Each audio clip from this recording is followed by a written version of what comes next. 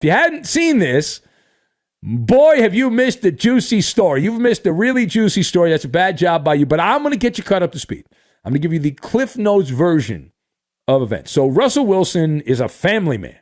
He's a married man. He's got kids, and his wife, Nina, is not biting her tongue anymore. No, I don't recall ever bringing this woman's name up on the show at all. She had just been in the background, but over the last couple of weeks, she is like a snapping turtle, and she is very angry, and ain't nothing quite like the wife of Russell Westbrook upset. She is snapped out on social media, and she said that the family has been overwhelmed by the harassment, the death threats that she says have been directed at her husband and the family. And remember last week, she attacked Skip Bayless. She was very upset that Skip, the highest paid commentator at FS1, Skip Bayless, ended up blocking her on Twitter, and she demanded an apology. Anyway, she went on a long series of postings on the microblogging website, the app, better known by the little blue bird there, and she ranted about it being very important to understand the difference between name-calling and telling one's truth. And then she had the chutzpah to say, quote, "I don't do the things that I do to receive attention, to get clicks, or for show." The wife of the NBA player said, "This is not a game to me. Basketball is a game," what Russell Westbrook's wife said. "This is my life, my children's lives, and my family's life. Shaming anyone for any reason is never the answer." And she summed it up like this. She believes that she's going to change society. She said, quote, "My hope is that the amazing and talented players that come after him," meaning her husband, "don't have to be subjected to this type of shaming, name-calling, and public scrutiny for playing the game that they love." So then after that happened during the day, and then the Lakers played a game last night and, of course, lost. And Russell Westbrook was asked about all of this. He was asked to comment about all of this, and Russ did not bite his tongue. And he tried to announce, he used the line his wife used. "It's only basketball. It's only basketball." Just to prove that I'm not making this up, here is Russ in his own words going on a rant about how this is only a basketball game. It really kind of hit me the other day. Honestly, I was, me and my wife was at teacher-parent conference for my son. And the teacher told me, she's like, "Noah, he's so proud of his last name. He writes it everywhere. He writes it on everything. He tells everybody, he walks around and says, 'I'm Westbrook, that's his last name.'" And I kind of sat there in shock, and it hit me like, damn, like I can no longer allow people, for example, Westbrick to me is now shaming, like it's shaming my name. It's my legacy for my kids. It's a name that means more, not just to me, but to my wife, to my mom, my dad. All right, so that was Westbrook. Actually, that was a different soundbite than the one I tossed you, but that was the one of him playing the kid card from the bottom of the deck. But here is the Westbrook soundbite where he says it's only basketball. That's all it is. I think, for one, I 100% stand behind my wife and how she's feeling, because it's not just about this year. Right now, she's reached a point, and my family has reached a point to where it's really weighing on them. And it's very unfortunate, just for me personally, because this is just a game. This is just a game. This is not end-all, be-all. And when it comes to basketball, I don't mind the criticism of missing and making shots. But the moment it becomes where my name is getting shamed, it becomes a issue. Now, there is somebody who's very proud of their name. Now, here's more from Russell Westbrook, and he says that things are so bad right now that the family is they're just not going to games right now. They're kind of staying away. It affects them even going to games. Like I don't even want to bring my kids to the game because I don't want them to hear people calling their dad nicknames and out of their names for no reason, because he's playing the game that he loves. And it's gotten so bad where, my family don't even want to go to home games, to any game, because of, not just the media across the globe use their platforms to constantly shame me. And, it's just super unfortunate, man. And it's super upsetting to me. And I'm at a point, to where I'm going to continue to address it. It's just unfortunate. All right, so a lot of you knows there, but that was Russell Westbrook, and I feel like we should have gotten out the tiny violin here for Westbrook. What a sob story. So let us discuss now, based on his wife's rant online and the comments we just played from Westbrook himself. Wow, right? It's crazy, man. This story, it ain't going away. It's not. That was like part of that was the opposite of the Iverson rant. Iverson was years ago. We talking about practice, not a game. And then Westbrook is like we're talking about practice. Yeah, that was the great Iverson. And then Westbrook's it's just a game. He went the opposite, Russell Westbrook. He said it's just a game. All right, so let's discuss the question. Based on all of this, do you believe that Russell Westbrook is the victim here, that he's been treated unfairly? And I am shaking my head no on this. I've got larceny, spinach, and Abraham Lincoln. And we will connect all of these things together. Now, first of all, Russell Westbrook has had this attitude publicly when things have been falling apart for the Lakers, that he doesn't care. Now, I chuckle at this, but I have no skin in the game. I'm not a Laker historian, but I know as a fan of teams, if somebody on a team that I liked had that laissez-faire approach, I would not enjoy that very much. But when asked recently if he takes it home with him, remember that was after a previous loss, Westbrook said he played the family card from the bottom of the deck. He did it here again in this rant, classic deflection. And I get that Westbrook's a proud guy and he loves the name and all that stuff. But the game of charades, he can't even pretend to play the game of charades that he's angry with what's going on. He doesn't seem all that angry. It's not really affecting him very much. And it's a colony of crapola is what it is. And on this show, we live in a small village on the outskirts of town. It's called Realityville. Just the facts. Russell Westbrook has not only been a player, he has been habitually terrible this season, and he clearly does not like when people point this out. And we did not expect much. We had very low expectations. We, in fact, did an entire night to pat ourselves in the back about the demise of the Lakers when the trade happened, when he came from Washington to Los Angeles. And even with our low standards, the bar was here. And he actually somehow, you can't see my hand, but he actually went lower than we even anticipated. Westbrook has been so bad when you consider the amount of money that he's being paid.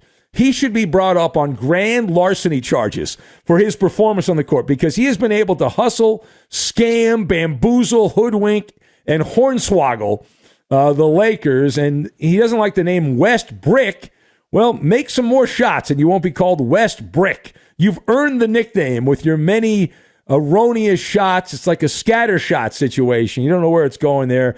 3-point percentage, field goal percentage down, points per game down, steals per game down, assists per game down, rebounds per game down, blocks per game down. That's the Russell Westbrook we know. Proving that he was a total fraud in Oklahoma City. That all those videos on the YouTube that showed the conniving Thunder players getting out of the way of rebounds so Westbrook could get the almighty triple-double and doctor the record book. And dumb people fell for it. Well, I think he's been exposed now with the Lakers. That they're not playing that way. They're not bowing down, genuflecting to Westbrook, and his game has completely fallen apart. He's been asked to sacrifice for the team, play a little bit differently to win games, and the train has derailed at this point. Now, secondly, let's address Nina Westbrook, the bride of Russ, who went cartoonish. She went Popeye the Sailor Man. Woo-hoo. Yeah, she said, that's all I can stands, and I can't stands no more. And she had a whole can of spinach.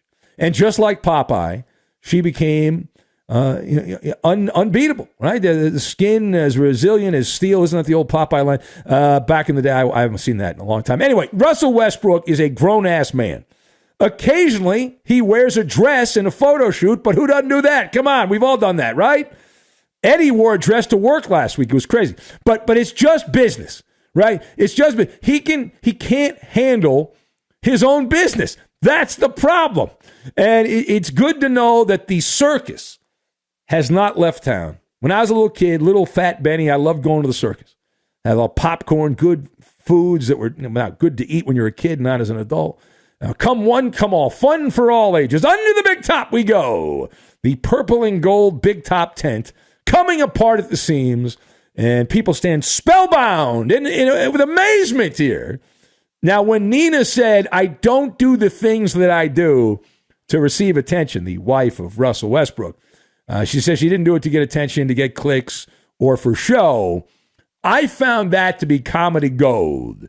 I found that to be comedy gold because here's a little bit of a life hack. Something I've learned from my years of experience doing marginal overnight sports radio. You can make all of the nasty comments. You can make all of the hatred, all of the name calling, all of the idle fake threats by keyboard tough guys go away. There's two things you can do. You can go delete the app altogether, or what I've done, I turn off the notifications. I do not get any notifications from any of the social media. I choose to use the social media when I want to use it. Obviously, we use it a lot for work, but that's it. I don't use it. My phone's not blowing up when I get a bunch of messages. I don't get any of those messages. I use it when I want to use it, when I have to use it for work, and that's it. And hocus pocus, abracadabra, presto, it all goes away. Now, I am not going to compare myself at all to an NBA player, but I know from just doing a radio show, I have gotten multiple death threats over the years. And I haven't taken any of them all that seriously because I know it's a lot of liquored up, drugged up losers, right? A bunch of jabronis that are tough guys, that are total frauds, that are hiding behind their smartphones and their laptops, and they're fake. They're not going to do anything. And that's most. And plus, the NBA has something I don't have. They have actual security that monitors the social media. So knock it off. All right, final thought. So Russell Westbrook is a square peg in a round hole. He is a beleaguered target. But this is not some kind of Greek tragedy that is going on here. And if Westbrook is that soft, if he's that weak, and he can't handle criticism, then just go away. Don't play basketball. Don't be in the public eye. Because part of being in the public eye, you got to deal with a lot of the crap. You get a lot of the good things, but you got to deal with a lot of the crap. And it sounds like the Westbrook family wants all the perks that come with being associated, being part of professional sports, but none of the pitfalls. And I'm always annoyed when people pray at the church of victimhood. Russell Westbrook is not the victim in this story. He's not being attacked by evil fans. This is normal behavior. When you get a big contract, when high expectations happen, when you have a $200 million contract, you're making $44 million a year, and there are sizzle reels of you not hustling, standing around. A listener sent me a clip from the game last night against San Antonio, and Westbrook was just standing there. He should have bought a ticket as the ball was bouncing around. Didn't even try to get a rebound. Didn't even try to play defense. It was embarrassing. It was embarrassing. So let's all shed some crocodile tears for the Westbrook family, that the people are being mean to them. Oh, it's not right on social media apps, and they're booing him and all that. And as the church lady said back in the day on SNL, well, isn't that convenient, right? Being a pro athlete cuts both ways. You do well, the crowd goes wild. You're bigger than life. You're heroic.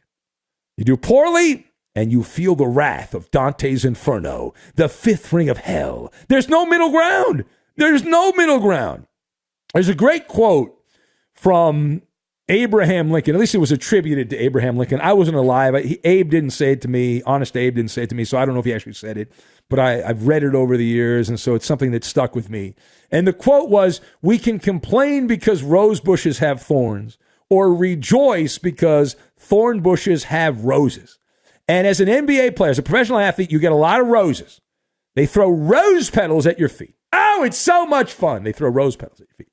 But the reality of that also is there's some thorns along the way. And if you play poorly, you get the thorns.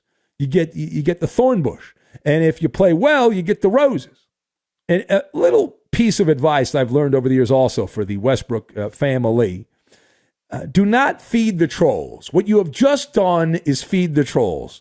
And by attempting to stand up for your family, you have now created even more trolls. You have now let the very people that are heckling you know that it's working. Spoiler alert, that you are offended. Russell Westbrook is offended by what the fans are doing. And so do you think that's going to discourage or encourage more heckling? I think we know the answer. And by the way, people have been booing athletes since David versus Goliath. Okay, the reason that was such a big upset was because Goliath got ripped apart. You can read it in the Bible, but he got torn apart there. It's like you're a big favorite. You know how many people lost their parlays betting on Goliath, and he didn't come through. Anyway, they will continue to throw raspberries. It's going to get even worse. It's going to get even worse. So if you can't take the chlorine, get out of the pool. That's my advice. But Westbrook, listen, he'll go to Sacramento or Orlando or back to Oklahoma City, and he'll be putting up great stats again next year. And it'll be irrelevant, but people say, oh, he's back at his happy place.